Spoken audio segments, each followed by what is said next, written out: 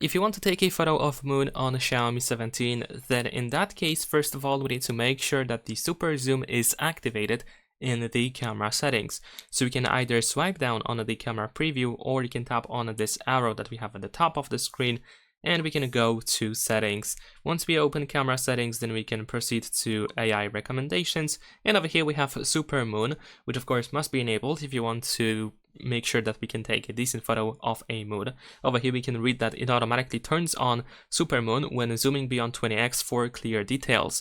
So that means that if we go to the photo mode, we should be able to zoom all the way in using 20x or more, and then we should be able to capture a decent photo of moon. Of course, in addition to that, it is recommended to use something like a tripod or something to stabilize the phone to make sure that you can capture a pretty decent photo. Once you tap on the shutter button, you need to wait until the photo is taken, and that is pretty much it. Of course, in addition to that, we have the ultra zoom, which is also an additional AI tool that is used to improve the quality of the photo, so you can try to turn it on and use it as well. That's pretty much it. Leave a like and subscribe.